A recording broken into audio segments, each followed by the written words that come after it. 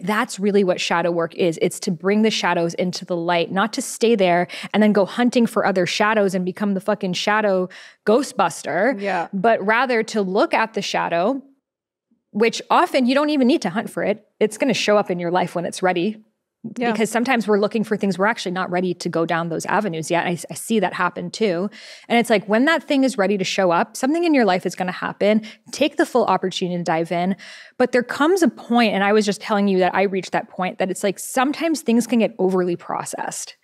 And it's like when you're eating a meal, you can over chew something too. And then it's like, okay, now you can look at it from every angle and see the conclusions and see the patterns and see the this and have a million names for it. But it's like, also, you at some point just have to let it go and live your life. And yeah, life has pain and suffering, and there's also joy and beauty, and it doesn't need to be so hard. And now on the other end of the shadow work portal, I'm like more high vibe and energy. And I'm just like, I just want to like DJ and dance and like have all of the fun because there's nothing in my consciousness I'm afraid of.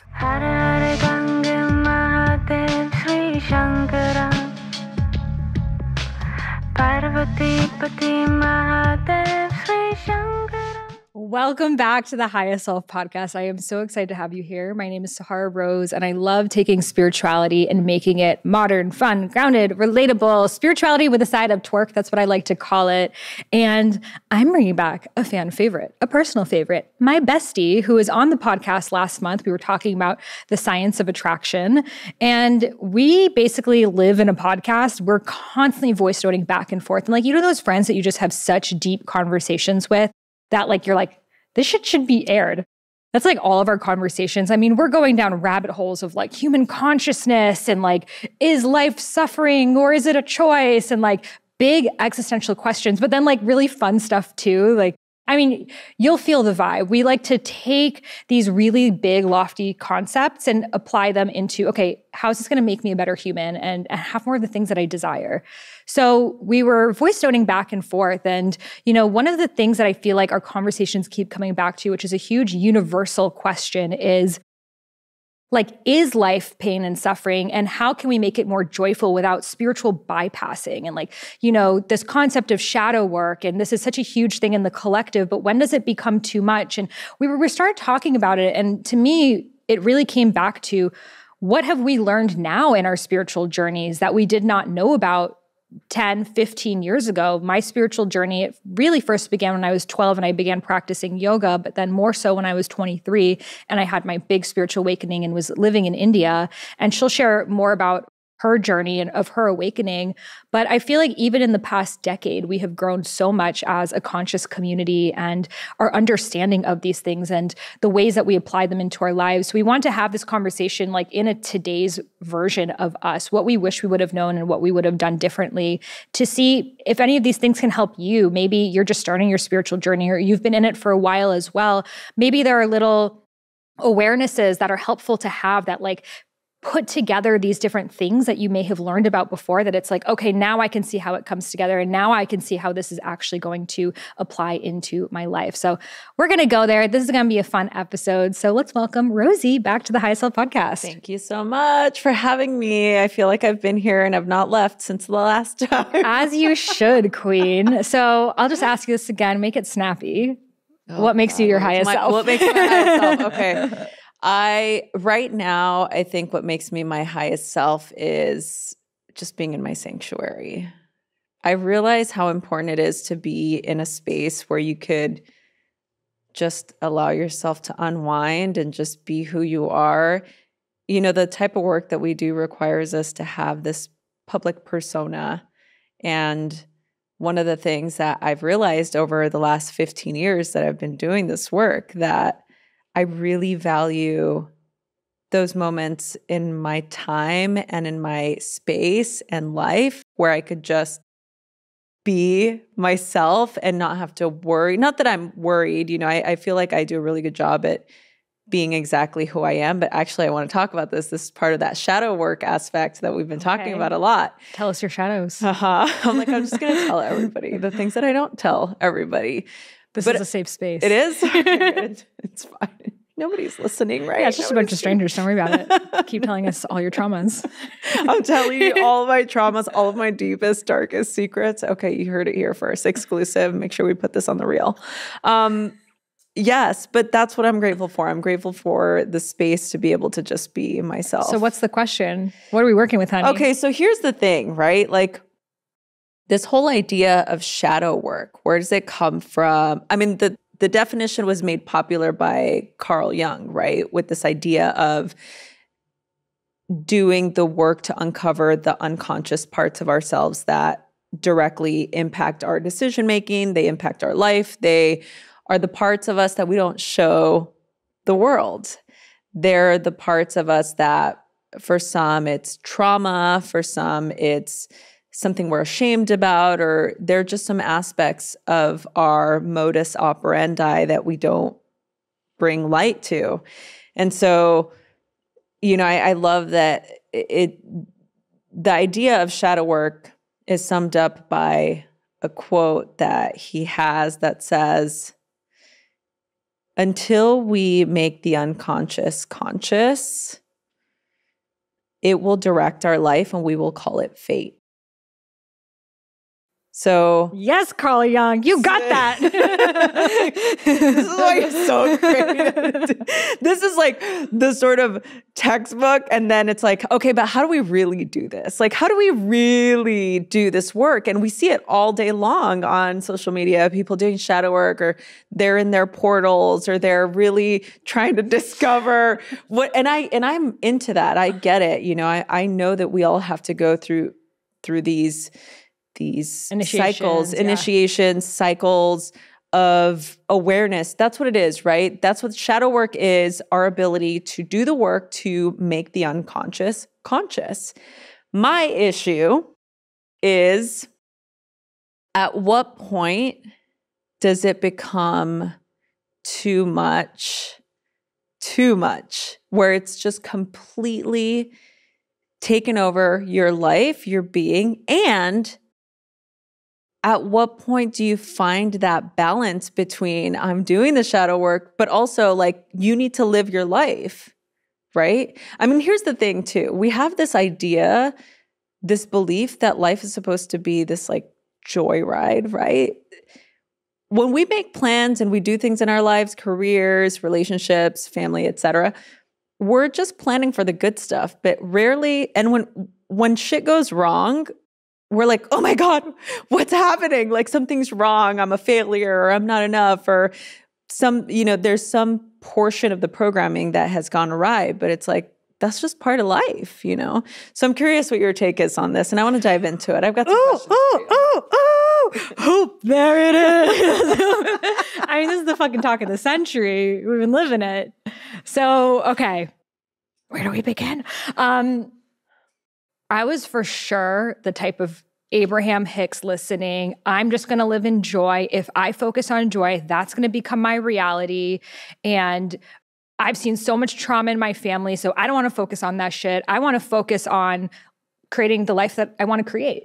So that was like my background and my like spiritual understanding. And it still is a big part of who I am. I am a joy priestess at my core. I'm here to make the world a more ecstatic place and DJ and dance. And like, that's just part of me. And because I didn't choose the shadow work chose me. And now I'm wearing all black. Okay. No, but so for me, I would look at people who are like addicted to doing another plant medicine ceremony. I need another cup of ayahuasca. I need to do now this training and that training and that training. And I would like look at them and I would be like, there's such privilege in that, you know, because a lot of people can't choose to do shadow work. Absolutely. You know, yeah. Go to anyone in Iran or in Mexico or most of the world.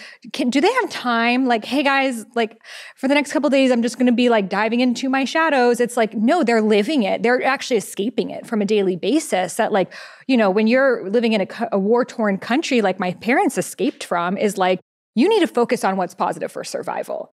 So I think part of me was trained to be like that. A lot of immigrants, we didn't have the chance to be sad. We didn't have the opportunity to take a mental health day. Like my parents had to fucking work, you know? Yeah. And that's how I grew up, of just like you're blessed to be in the United States right now. And like, so I'm just like, I would see these like people just being addicted to the shadow work. And to me, it felt like this escapism of like, I don't have enough problems in my life, so I need to go find problems to give myself a sense of self-importance. And I'm like, what a privilege is that? Bless it. I believe in Maslow's hierarchy that, you don't have to worry about survival. Right, your basic you even needs. have your needs met. You even have some luxuries met, that you get to reach self-actualization.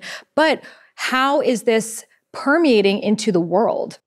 I would see a lot of spiritual communities like in Bali and in Tulum and in Thailand, that it's just spiritual people doing all this shadow work and all this healing, but they're only teaching each other, and it's never actually going to the people that it's meant to serve. Yeah. And it's like, so what's really the point of this? You say, oh, I'm here changing consciousness, but you're not actually talking to anyone outside of your bubble. So I would say I came from this kind of, that was like the main perspective that I held.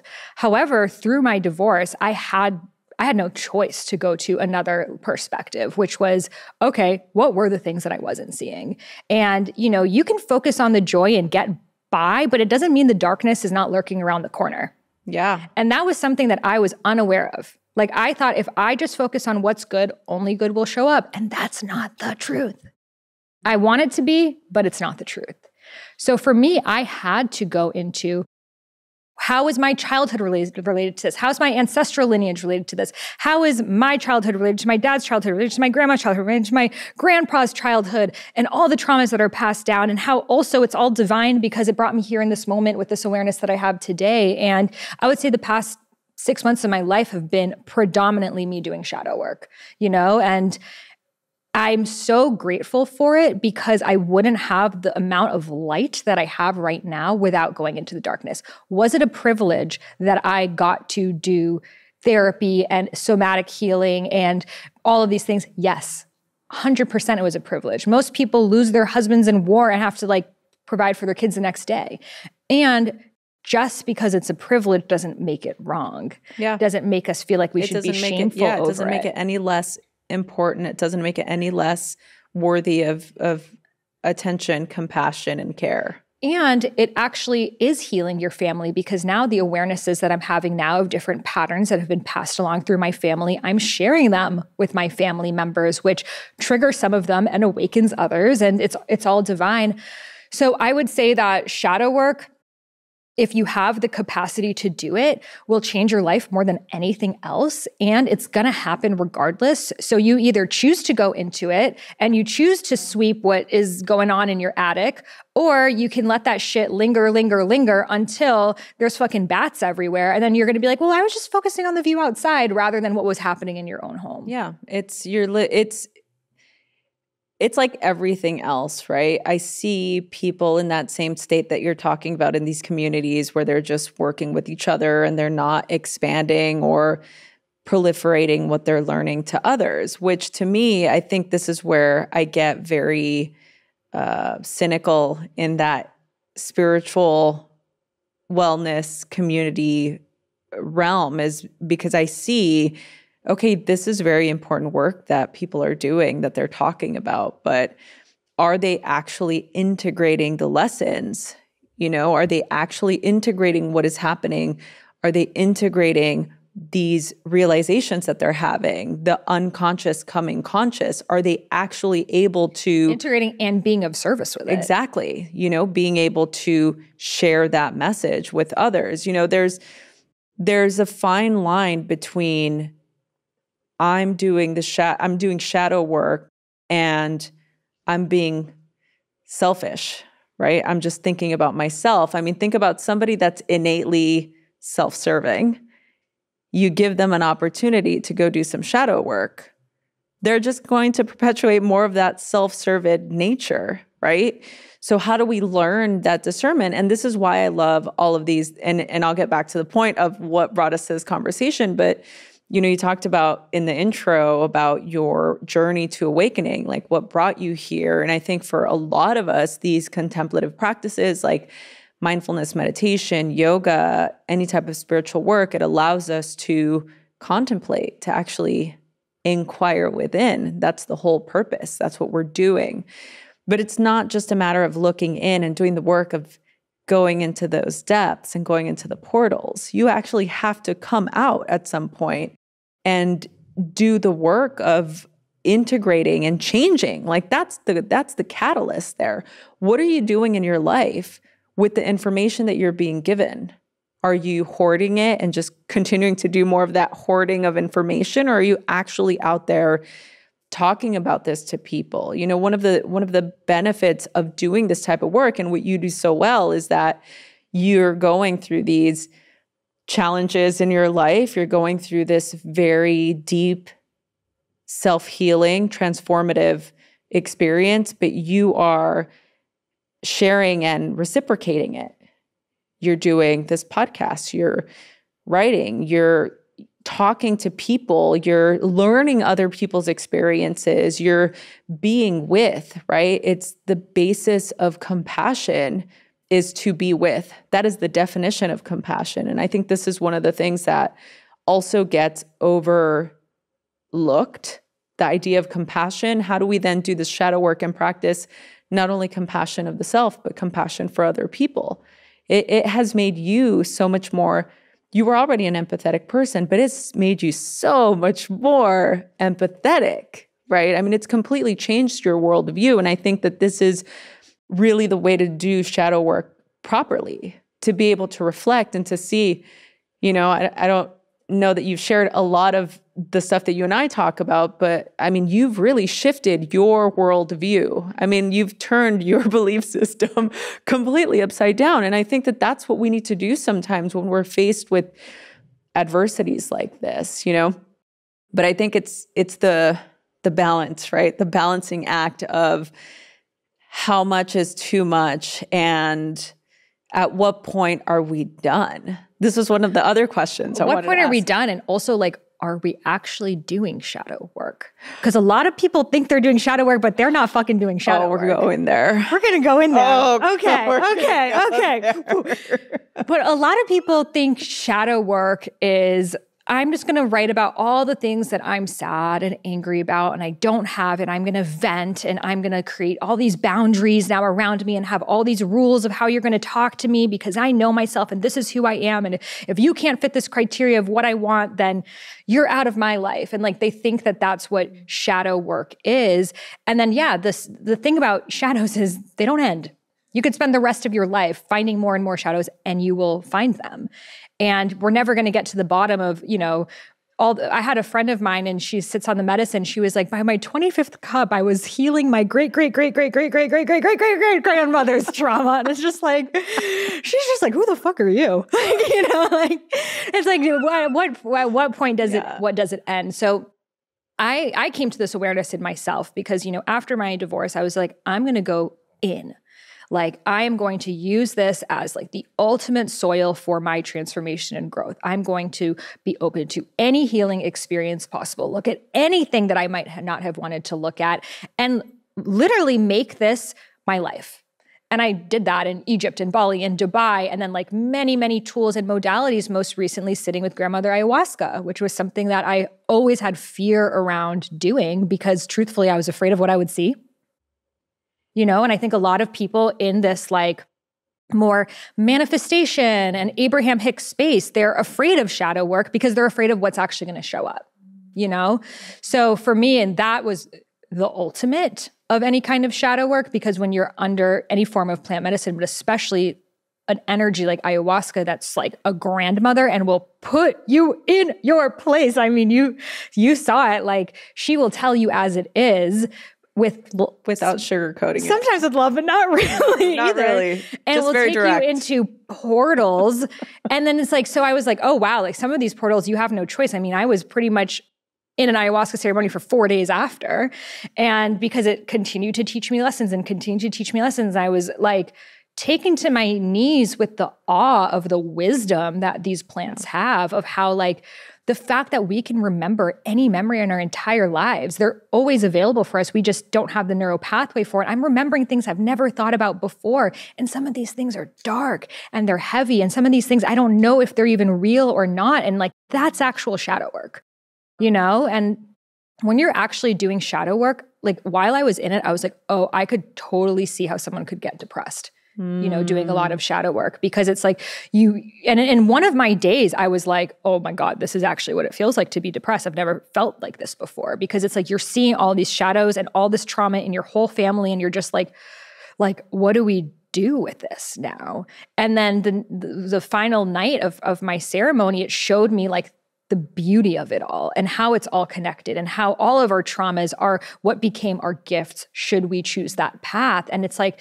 so yeah, you could go back and try to reparent and reheal your parents and grandparents, but it's like, had that not all happened as it was, you wouldn't be here right now. Yeah. And I think that's really what shadow work is. It's to bring the shadows into the light, not to stay there and then go hunting for other shadows and become the fucking shadow ghostbuster, but rather to look at the shadow, which often you don't even need to hunt for it. It's going to show up in your life when it's ready. Yeah. Because sometimes we're looking for things we're actually not ready to go down those avenues yet. I see that happen too.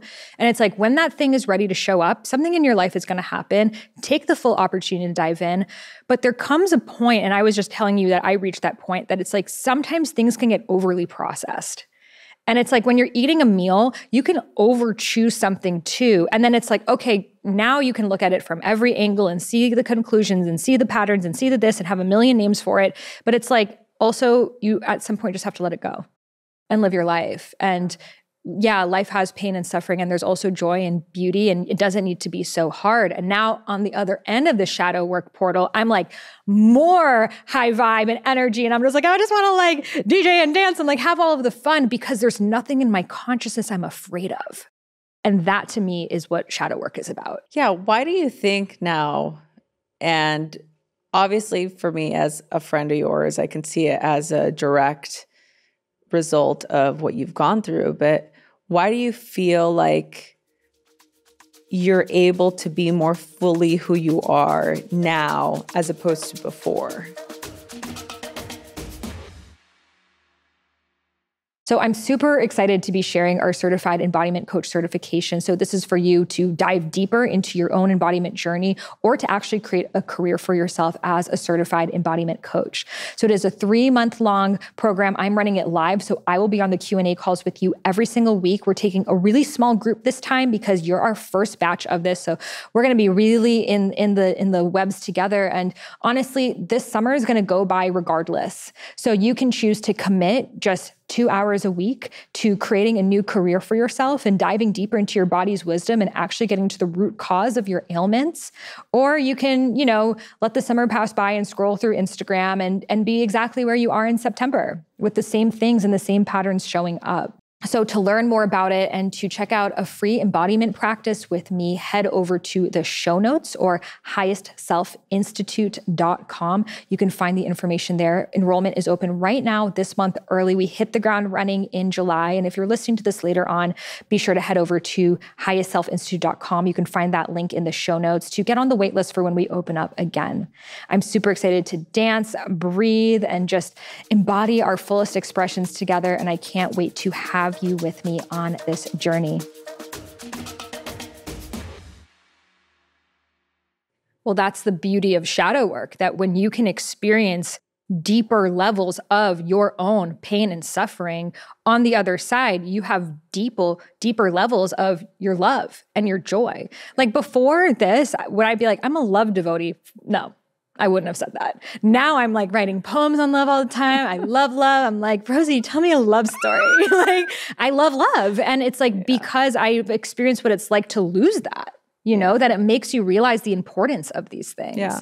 So I believe that what shadow work can help us do is to have more range. Yeah. So when you have more range, you're more versatile. You have more spectrum, that I can be with you and crying and then be with you and laughing because I'm more alive. And I feel that's the beauty of what shadow work provides us with. It's the richness and aliveness, which is ultimately why we're here on this planet. Yeah, it gives you more of a capacity to be who you are and also accept others as they are, because it gives you that different perspective. It shines that light into not only your hidden areas, but also potentially having the compassion to see somebody else's, work. But I think you need to be ready for it. I don't think you can rush the process, because if you don't have the tools and the foundation, and then you step into an ayahuasca ceremony, That could drive you crazy. What is this whole ayahuasca thing? Like everybody's on this whole thing now, but to me as an outsider, obviously I say that because I've never done plant medicine before, but I'm obviously very familiar with it. Like some of my family members have done it, and it's, like very traditional in my grandmother's culture to do it. But I have just these different I think it's great. I really do. And obviously I've had my own experience with it. I've not done it myself. She just channeled its energy. I'll leave it at that. But I think sometimes what I see is the curiosity is enough for somebody to go do this. And the way that I was raised is there has to be an initiation before that happens, meaning it's medicine. You take medicine when you're sick, when you're unwell. You don't just take it because you're curious and everybody on Instagram is posting about it and going to these retreats and, having these, like ayahuasca healing ancestral 5-star lineage, all-inclusive. All-inclusive. I'm not trying to like bash it or anything. I'm genuinely just concerned at times with the level of, I don't know, kind of like a casual nature of how sometimes people talk about it. And not recently, one of my students was just telling me that, they were like in some apartment out here in Hollywood, just doing ayahuasca, for the last couple of weekends. And I was like, 2 weekends. And she's like, no, we've been doing it every weekend since the beginning of the year. That's a lot of weekends. And not enough integration that you're not actually learning from it. Exactly. Because how are you doing it every weekend and not giving yourself that moment of, you've literally been on this medicine for months. Yeah. Like, what does that do? I 100% held your exact perspective until my ceremony. And now I can see why. Not that someone would want, I don't know why the fuck you would want to do it every weekend. It sounds like not how I want to spend my weekend. Because it sounds to me kind of terrifying a little bit, right? Your first ceremony will, because it's everything you've ever held on to in your consciousness all coming to surface at once. And I'm someone who's committed to my healing path for my whole life, but especially the past decade. So I've done a lot of coaching and therapy and hypnotherapists and past life regressions, and the list goes on. And it was still so much for me that I can't imagine not doing personal development. Yeah, but you had the foundation. Exactly. So I would not suggest it as a first experience for anyone. I would say when you feel like you know yourself so well that it's like for me, before the ceremony, I was like, I'm genuinely so curious what could come up because I've done so much shadow work that I'm like, I don't even know could there be anything I'm still not seeing? And there was, So I would say to really pay it the respect that it deserves, do your healing work on this level because your problems have been created here on this level. You don't need to sometimes go talk to your ancestors. Sometimes you just need to talk to your parent who's alive. There's a lot of work that we can do right here that sometimes we want to see some sacred geometry, but it's actually about the sacred geometry it's almost like that just opens up the portal and then it's going to show you all of the darkness and all the things that you've suppressed within you. That being said, I understand why when someone sits with the medicine, it's like the things that you do feels like it was just scratching the surface compared to what you see. I see, yeah. Because when you're, for example, let's say when I did EMDR or something, I'm telling them my side of the story, but it's just based on what I'm telling them. Right. It's not the whole. It's not the whole picture. Right. But when you sit with the plant medicine, it brings up all of these perspectives that only you know, but it's also coming from something greater than you, that I learned information about my grandfather that no one told me about, that I could have told one story about my grandma was in a forced child marriage with my grandfather and it was so hard for her and she cried and she told me she was raped and, and then you're going to be like, wow, that's so sad. And now this is my story. But for example, just on that story, what the medicine taught me was at that time, my grandma's father wanted the best husband possible for her. So he chose the man that he really respected and who was my grandfather. And at the time, all marriages were arranged. There was no such thing as a love marriage. And he, for what was happening in Iran, treated her very well. So it's like, now here's this whole perspective that for 32 years I never knew about because my grandfather was never alive when I was here. And now instead of this, like, I have the most traumatic female lineage, it's my grandma's father loved her so much that he wanted her to marry someone that he deeply knew and deeply trusted, rather than he sold her off to his business partner. Mm-hmm. Do you see how those two ways that I just told myself that completely changed my understanding of myself and my family and my relationships and everything else? That something that can be looked at as traumatic can also be looked at such a blessing. And had that not happened, my dad wouldn't be here and I wouldn't be here. And it just made me so grateful for it all. That being said, don't start there, but it's something that I know it will be part of my life for forever after having this experience. Yeah, because it changes your perspective, and it does change your perspective. It changes your relationship to your family too, right? It creates a awareness, a different opportunity for you to be aware. And so again, I'm not knocking the medicine. I deeply believe in its efficacy. My concern is just the same thing that the overuse, the commercialization. The overuse. Yes. And that's all there. So, but I think that's with everything too, you know? Yeah. I mean, we just did a podcast on like social media and its pros and cons. And it's like, when there's something that we're so excited about, we just want to share it. And that's coming from a really healthy place. And then you want to do it as your living. So you need to make money doing it. So it's not free. But back in the day it was, because shamans were provided for by the community. So it's like, so we could look at it from the commercialization marketing lens, or we could look at it as there are some people who deeply believe in this medicine path, and it's probably the gnarliest field you could potentially work with people's trauma and purging, and they need to make a living off of it.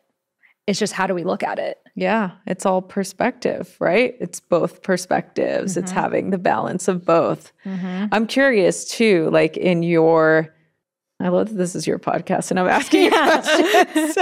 I'm like, so what are your regrets on your spiritual journey? Come on. Well, look, we talked about this, and I think it's interesting because I feel like, again, in the beginning, you were talking about our spiritual journey, where it's taken us, where we started from. And can you share a little bit about the catalyst of yours? Oh, okay. Yeah. So I think for me, I had a spiritual awakening when I was really young. I was a teenager. I was going through it. I had just been arrested. I was on probation. I was just completely lost. And I went into this world of spirituality because it felt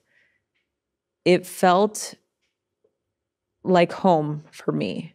I was not used to being in my body. A lot of my experiences were feeling disembodied because of, living through drive-by shootings and just being in an environment that was very traumatic. I mean, there was a lot of sirens all the time. There was a lot of violence. Like, there was a lot of that childhood trauma, fight or flight. And so I was not comfortable in my own skin. I wasn't comfortable in my sanctuary, in my temple, the temple of my body. And so when I first started meditating, it was my first experience of feeling safe. I'd never felt safe. I didn't know what safety was. Like, I didn't understand what that felt like. And to me, in that moment, even though I was still sort of scanning my environment, because that's just kind of an innate thing when you grow up in an environment like I did, I think you sort of lose that ability to just relax, But when I started practicing meditation and I started to learn about mindfulness and I started to practice yoga, all practices that are intrinsic, they're all internal, they're contemplative. I'm required to go inside. I'm required to create a space of safety within myself, which is kind of hard to do for most people. I was really grateful that I was able to sort of come to it in a very organic way, and it felt very comfortable for me. And so for me, that was the basis of how I started to function in the world, because I knew that even though I couldn't control the external environment, my internal environment was something that I could. And not to say that I can control my thoughts, but I was able to learn that even if it was in brief moments, I could feel some peace, whether it was the subtle suspension of my breath between every breath I would take, or just this specific moment in time, whether I was doing something or working, or I was at the library, or if I was, doing some random mundane task, I would stop and feel those moments. And that to me is where I started to really uncover what spirituality meant for me. Because to me, that was God. That was the ultimate. It was like, okay, that is the quote that people say, right? Prayer is us talking to God and meditating is us listening. And I'm a really good listener. So for me, it was that moment that I could just be in a state of non-doing. And that to me was the ultimate spiritual path. It's like, how could I take this now, this experience, this feeling of peace, even though it was fleeting? How can I take this and teach it to people like the people I grew up with, like my cousins, like my aunts, immigrant families that are coming from war-torn countries, that are coming from this inability of having the privilege of being safe within themselves. Their basic needs are not met. You can't take somebody who is worried about feeding their child through a spiritual journey. They're not doing any shadow work. They're worried about feeding their child, So for me, that became my mission. I wanted to figure out a way to teach people how to do that. And it was either in the beginning, it's like, oh, I could do it through teaching them about food and treating their temple right. And it's like, okay, that wasn't working so well. So it's like, okay, now let me teach them by teaching them yoga, movement, So it's like, okay, that works, but it's missing there's a component missing. And then it's like, okay, so maybe teaching them how to eat right and how to move their body, but now to teach them how to be with themselves. And that was the ultimate. That was the ultimate for me. And so it was the ultimate for me because even at that moment, I had a hard time doing it. Even at this moment now, right? Fast forward to where we are now, like my journey has gone all over the place, and anytime I would get to them, and this is where, I can loop back around to your question. Any moment I've felt like, oh yeah, I'm good. I figured it out. I'm good. Everything's great. I'm happy. I have a great relationship. Everything is amazing. I love my dogs. My friends are fucking amazing.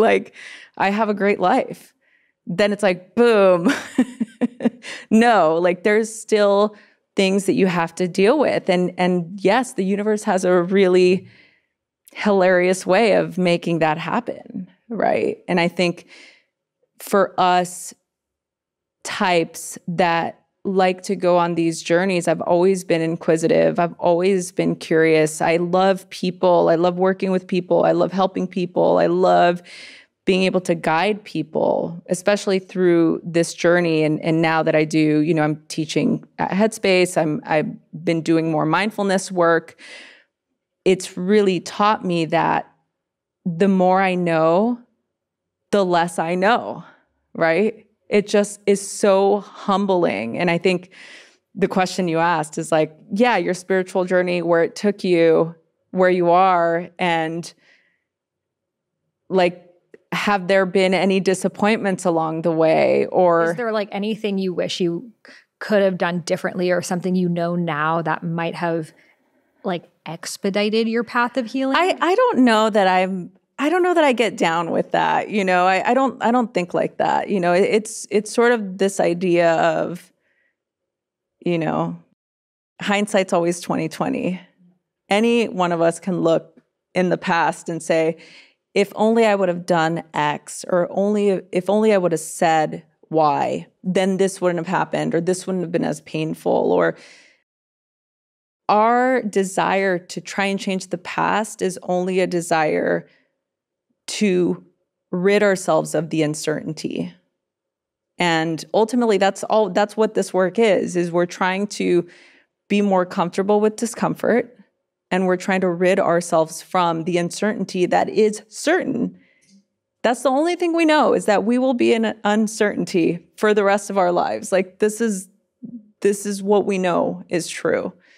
So I don't know that I can look back and think anything that would have expedited this path for me. I'm really grateful that everything's happened in the way it has. I think that we can all look back and lament over shit that we didn't see, or, ways that we could have responded differently. But I don't know. I'm still learning, and I've been doing this for 20 years, more than 20 years. It's really constantly changing, and there's fun stuff all the time.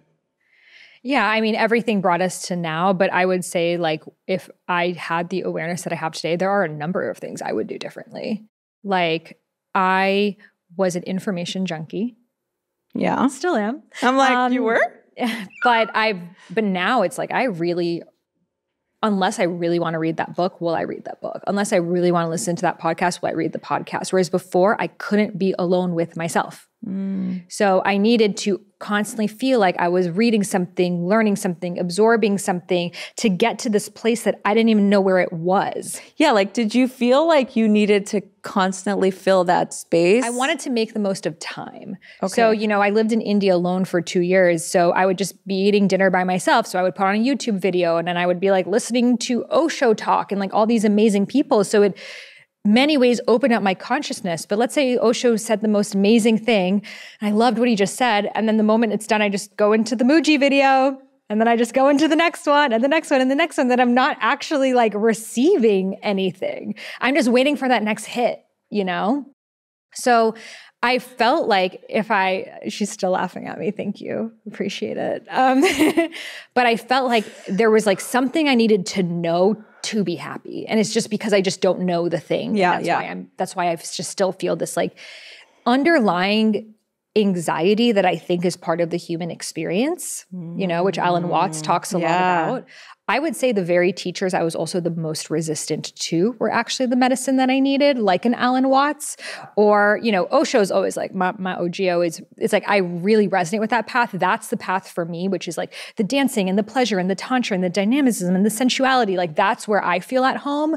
But what I've needed to learn is the uncertainty, and that you never know. And the mind can try to grip for control. Like, I hated this word surrender. Do you remember how much we talked about this? I hated the word surrender. We had a whole thing about it, and it still traumatized me to this day. Yeah, but now it's like become my sacred word. Yeah. Because it's actually what I'm really needing to be a student of. Yeah. Trust and surrender, which were before I was like, how can people surrender? Then they're not going to create the realities that they want to create.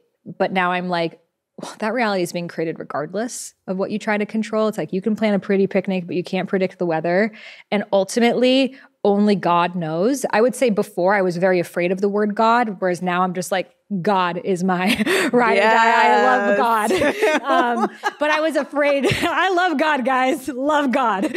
But before I was afraid that was like a super Christian thing, and I'm not Christian. So I never used that word. Right. So I feel like I also had almost like a need to like pull cards or ask friends things. Oh, yes. That was a huge thing, a portal that I went into of like my friend pulls tarot cards. I kept asking him like, pull this, pull that. And I was like needing to get this thing from outside of me, or like looking for the sign of like, it was 11/11. So that must've been the thing. So I feel like as I've evolved, it's way less, it's far more minimal. It's far more of my intuitive knowing. And it's less focused on like, let me imagine what I want. I still like, tuning into my desires and whatnot, but I spent a lot more time into feeling what I don't want. And that has actually been my greatest catalyst. Wow. That's big though. That's really big. How's it been for you to not have that hit of the external? Well, because I thought I had my whole life planned and it didn't go that way. So I realized that fucking vision board did not come true. But there were other things on my vision board that I was not like, okay, yesterday I had this realization that in college, everyone called me DJ SARS. That was my nickname. It was just my name. And I had this whole thing. I was like, prepared to get infected. It's about to be sick. Put your masks on. Like, I had this whole thing. This is way before COVID, guys. So I like fucking predicted that shit too. Just saying. And I was just thinking that because I was like looking at like old photos of myself, and I was like, I would assign them all DJ SARS. And it's like, here I am over 10 years later, and I manifested that. But it was never on my vision board. It was a subconscious thing. And so it's like Deepak Chopra was the biggest role model to me since I was like 12 years old, and then him writing the forwards of my book. So it's like, I deeply believe in manifestation, and I don't think it's like, okay, I'm going to sit down and put my vision board, and these are the things that are going to come true, guys, because I put it on my mental. But the thing that you do is the manifest. We've talked about this before. The manifestation is action is part of that equation. It has to be manifestation, and you can manifest and that's the thing. You took action. There was you were presented with opportunities, but I don't even believe in that anymore. People used to say luck is opportunity meets preparation. The things that I have encountered in my life, I could have never prepared for, and they were not even things that I would have predicted. I wonder if maybe in a year you'll feel different. I would say that there are so many forces at play that we are unconscious about. Our karma, our past lives, our ancestral trauma that we think we're controlling, but we're only operating from like 10% of the 90%. And it's the 90% from which we are manifesting. But if we don't know what that 90% is, which is where the shadow work comes in, we're going to be wondering, why am I saying the affirmations and I am not rich and successful and abundant? Well, it's because of everything else that you've been holding on to. Right. Yeah, I can get on with that. Yeah. That's cool. Yeah. Okay, we agree. Yeah, okay, we agree. Yeah, I like that. And I also like the idea of being able to just be open to the reality that we don't know. We don't know. But do you think, we often talk about like the Buddhist versus like tantric perspectives. So like the Buddhist perspective would be like pain and suffering are inevitable, and, try to make the best of it, like try to come to a place of neutrality and have compassion for it. Yeah. Whereas the tantric approach would be, if you go into your pain, you will actually find your greatest pleasure, and it's all interconnected, and it's not about neutralizing it, but it's actually like polarizing it. I'm curious your take. Yeah, I don't know necessarily, because I've studied both, and I am a fan of both. I think the older I get, the more in the Buddhist mindset I become. I think I like the idea of non-attachment. And I think ultimately it's not necessarily about neutrality. I think it's more of the unattachment, right? But I also am a modern believer of the world, and we have things, we acquire things. I mean, things aren't everything, but it's part of our human nature to desire to have our ideas come to fruition. And whether that means writing a book, creating a podcast, teaching in front of people, getting on a stage, writing, making music, all of those desires, I think, help drive us to finding more of our purpose, right? They help us in propelling our joy and happiness, because when we are in the state of creation, we are content, we're happy, we're in a state of joy, and it provides the fertile ground for us to be more compassionate to others, more compassionate to ourselves. So I like that idea more. I think if I get stuck in the idea of karma for myself, I start to really, I was raised Catholic, so I'm like innately guilty, right? Like everything I do is literally a sin. So I really grapple with that idea of, it doesn't matter what I do, what's coming to me is going to come to me regardless, right? It takes the control out of somebody who was raised with no control, right? And I'm a control freak by nature. Obviously, that is my part of my shadow side. Like, we're really wanting to go there. Like, that is part of my... Yeah, tell us all your shadows. Okay, control freak, what else? No, but that comes from having a childhood where I had no control and no organization and chaos and uncertainty. And so now, what do I like? What do I like? I like consistency. I like a schedule. I like a routine. Give a girl her routine and she's happy. That's all I want. But it's not the routine, it's the predictability that I want. Oh, because there's no change here, so I'm comfortable, right? But now what happens when somebody fucks that up? What happens when a wrench is cut thrown? a bitch. Yeah, that's right. It's like, don't forget Just where kidding. I'm You gotta from. deal with the shadow. I deal with the shadow, but initially I do want to cut it, But that's the truth, that is part of going back to the idea that you were talking about, this more sort of unattached state. It's like the story of the Buddha, when the Buddha comes out and is this luminous being. A monk sees him and goes up to him and says, "Oh, Holy One, are you a god?" And the Buddha says, "No, not a god." And the monk is confused and says, "Are you a deva?" And the Buddha says, "No, not a deva." And the monk says, "What are you then? Are you Brahman himself?" And he says, "No." And the monk is just completely confused and says, then what are you, illumined one? And the Buddha says, "I am awake." And so that to me is the premise to how we see the world, how we see ourselves, is what we've talked about in the past. It's like, we're just in the process. The journey is the destination, and the destination is the journey. Like, this is part of what all this work is. It's just, we're trying to just get from one point to the next. It's not A, B, C to get to D. It's, I'm just here now to get to there. And now tomorrow I'm going to go from there to here, and then from here to here.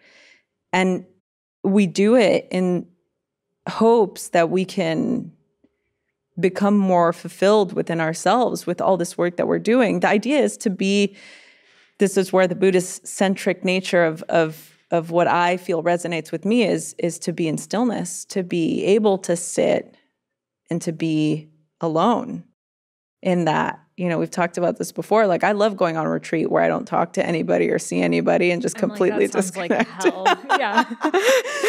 I would just be like, find a way to like, I know. Can you imagine? And she's trying to go on a silent retreat with me. Like, we would never be able to do that. That would. And I'm never an extremist, work. so like, medicine was like, you need to learn to be alone. I was like, books a flight to Bhutan.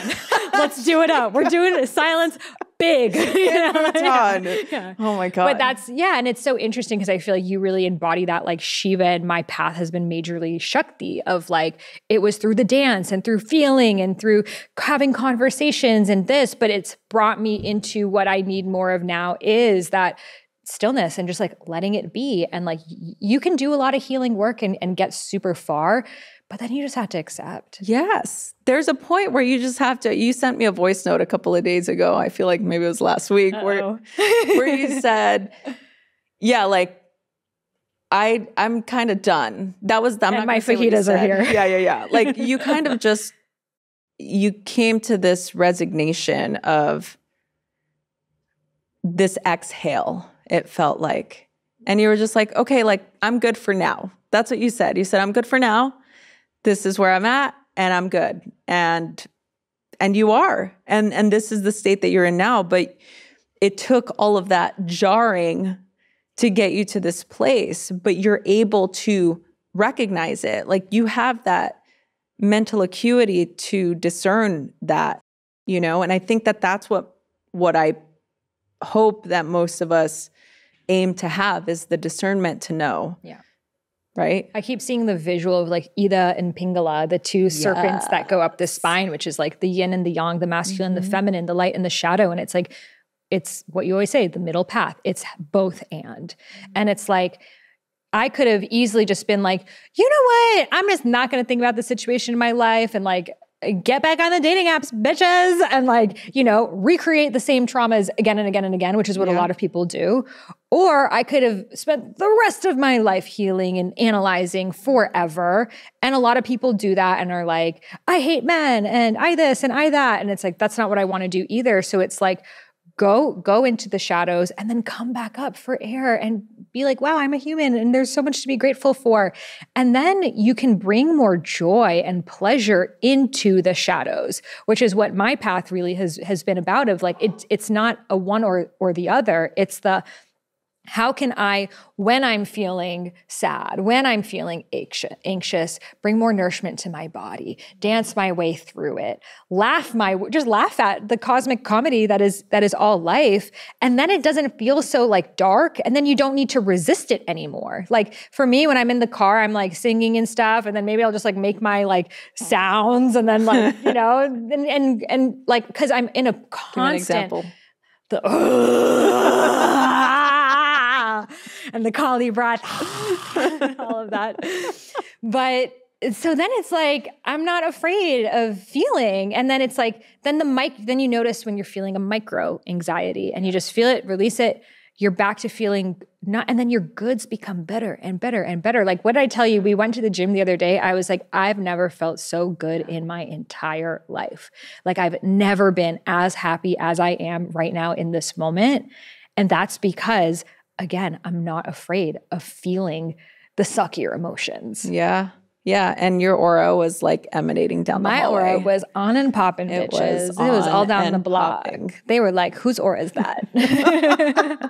I had to tame it back in. No, don't tame it in. That's part of the process. It's like you have to be able to. But here's the other side of healing is sometimes you have these healing experiences. Your heart is so open that it's not safe to be like that in the world. Yeah. I think that's a whole separate podcast. Maybe it's the next one. But, you know, sometimes you do plant medicine, you go on a retreat or something, and it's like, okay, like, how can I let myself feel the way at the retreat when the car is honking in traffic and the family member is having drama and involving me with it, and the mom is being clingy, and the this and the that, and like all of the things in life. It's like, you don't have to then just go. I feel like we go back to exactly where we are. And it's like, how can we bring that retreat, that meditation, that dance quality into our way of being so it's titrated and it's part of who we are. And then again, it doesn't feel like we ever lost anything. It's always within us. Yeah. And I think that is the key also, to be able to do it one step at a time. A lot of the times, I think with this kind of work, we feel like you and I are both extremists, so maybe we're not the best people to speak on this. But I think for the people listening, it doesn't always have to be a full immersion. You don't have to jump your entire body into the pool. You could take small steps and just put your foot in and just be there for a minute, and then maybe do a little bit more and a little bit more. And I think that is sort of the small wins that we can do with going into old patterning. It's hard. Look, the reality is this work is hard. It's hard to unravel and untangle neurological pathways that have been with you for 20, 30, 40 years.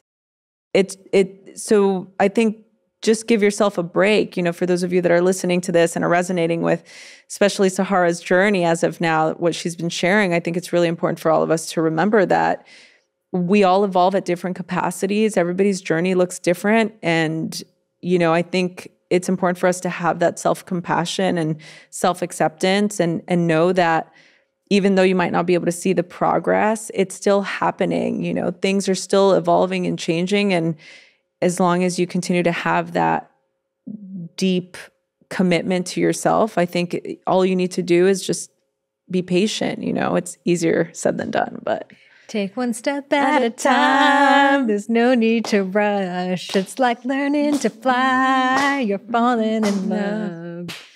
I would actually sing that song to myself all the freaking time. You would? Mm-hmm. Because it's one step at a time. Because when you're really like in the midst of a big crisis, it's like, how am I ever going to get my way to the other side of it? And it's just like, just one step at a time. But think about it. When you're in a crisis, what do? You pull on your tribe. This is where tribe and having a good community, like all of your listeners here, a very supportive community, very loyal community, like it's important for us to have that support. You know, when we hear a story of a breakup, heartbreak, divorce, loss, we feel like we can relate. And for some reason, It just happens in life. We think we're the only ones that are going through whatever we're going through, right? Nobody's ever had this experience before. Like nobody's ever lived the same exact, experience as I am right now. But that's not true. A lot of our experiences are very human. They're very common. There are a lot of people who have the same feelings and have the same insecurities and the same fears and the same resistance. And I think it's important for us to just, give ourselves the space and be a little kinder to ourselves. Yes. I think community has been so essential. You have been so essential on my healing path. I just wanted you to talk about me. That's all. You're the best. Find yourself a Rosie. But we had cultivated a relationship for like 7 years before that you were able to hold me in this time. And I think that's why it's important to cultivate relationships, not just when you're in times of crisis, but like cultivate them all the time. So you're not just like, hey, calling a friend when I need all your help right now, but rather you're pouring into that container because it is a relationship and it does take growing and nurturing. And you're going to support each other through, when we talked about in the last one, different seasons and different chapters. And some of them are heavier and sometimes people are going through it. And you start to date different versions of that person, right? And it's like a continual getting to know yourself and others. So community has been essential, and embodiment too, of just for me, doing my embodiment practices, doing somatic coaching and actually feeling those things has been so essential for me. So that's something I wish I would have started earlier on my path as well.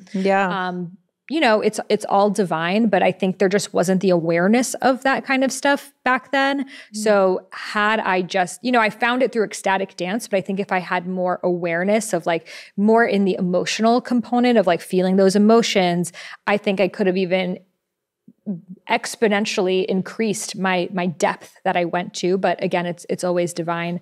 And we have a brand new embodiment coaching certification for you. Oh, tell me more. No, but I share that with you because that is the thing that I'm the most passionate about sharing now and I think our collective consciousness just wasn't ready for it. And I solved a lot of my problems from thinking about it and analyzing it, but I didn't get to the core root of them in the way that I am today. And that has been through embodying and feeling and emoting and expressing. So that's why we created the Embodiment Coaching Certification, which is available. It's open right now. We actually start this summer. It's a 3-month certification. So you will learn how to become a certified embodiment coach. So you can use all of these tools and practices for yourself and your own embodiment journey, but also share them with your future clients. Maybe you're already a yoga teacher or a health coach or a life coach, or maybe you want to actually become a certified embodiment coach and start your coaching practice in this way. So we give you all the tips and tools of diving into your inner child, your inner teenager, your personality patterns, your psychosomatic traits, and so much more. So you can find all of that information below, and the show notes are over at highestselfinstitute.com. So with that, thank you so much, Rosie, I think every month we need to have an episode. Yeah, I love this. Remember when we were doing our movie reviews? Oh yeah, we wanted to podcast on movies we were watching, but no, we did two. We did Social Dilemma and that Leonardo. Don't Look Up. Don't Look Up. Yeah, we did. I haven't watched movies since then. Yeah, I can imagine. We're behind. No, we should do a monthly thing for sure. That's we also wanted to psychoanalyze the Kardashians. Remember that? We did. Yeah, but since I'm off TikTok, I don't know what's happening in their lives anymore. Then I have to fill you in, and that takes a long time because we've got other things. I think let's just stick with these existential questions that we don't know the answers to. Yeah, that's good. This feels really confusing and great for the audience. Okay, perfect. And that's the beautiful thing. There's no answer. Yeah, there's no answer. There's no answer. We just come to the end and we're just it just is the middle path. Yeah, exactly. I also want to just make an editorial correction. I am not an attraction expert. I think if you've had a 20-year relationship, you are an attraction expert. So we're going to keep that as your title for all future episodes. Rosie Acosta, attraction expert. So thanks so much. We'll be back for the next one on how to attract your twin flame minus the trauma. Coming right up. All the bliss, none of the work. Make it happen here. We should come up with our own app. I've been wanting to do this. A conscious dating app? Conscious dating app. There is one called I don't know, I forget what, they're not mindfully? Good. Yeah, they're not good. They're not good. I mean, I can only imagine the dudes on that app. Hello, I'm here to massage your yoni. Can I get a conscious or like the eye start? Hold on, can we eye gaze? Really feeling you on that one. I'm really feeling your resistance to this breathing. Yeah. And I think that the way that you can prove to me that you're not resisting is to come to my house and lay on my bed. Okay. And right now that you're wearing your clothes is showing that you have really a lot of unhealed trauma. Body shame. Yeah. So you should probably take all of your clothes off in order for us to do this very guided yoni. It's not me. It's the energy being guided through me. I felt that one. That one ping. I got a ping when she said it. She said a ping. I hope you take this out. This is so. I don't want to offend somebody out there, but it's fucking hilarious. Let's be honest. I mean, the funny thing is, it's like we get it, and it's important to make fun of ourselves. Yeah, I think so too. It's like, don't take yourself too seriously. If people are taking themselves too seriously, it's like, guess what, bitch? We're gonna die. Yeah, I mean, that's. I was in Trinidad. I was like, this is when I started smoking. The bonus episode. I was on the beach. I was just like thinking about life and like how everything's connected, this and that. And then like the tree was like, you're gonna die. And I was like, oh yeah, I am.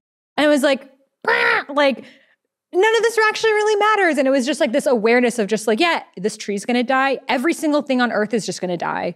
So it's like it's like, that's the path. It's like we surround ourselves and immerse ourselves in all of life to eventually let it go. Yeah. And then we don't know what happens next. Well, that's what all these practices are. Yoga, meditation, mindfulness. They all are training you to die. I mean, in yoga, Shavasana is a corpse pose. Yep. The word orgasm, le petit mort, means the little death. Of course, you're giving Shavasana and I'm giving orgasm. This is just our relationship in a nutshell. Exactly. That says so much. So much of our references. All right. So thank you so much for listening to this episode, Rosie. Where can they connect with you further? They can just connect with me on Instagram at Rosie Acosta or my website, Radically Loved. I do have a meditation training certification coming up this fall. I'm very excited about. And a quiz where you can discover your meditation type. Yes. If you want to take the quiz, it's on my Instagram and on my website. Yay. Well, thank you so much. I invited you on the podcast yesterday. So thank you for saying yes. For showing up. I totally did not invite you because a guest canceled. I just really wanted you to be here. If you ever see me here, it's because somebody canceled. Please subscribe. Hope you love this episode. Namaste. Oh my God.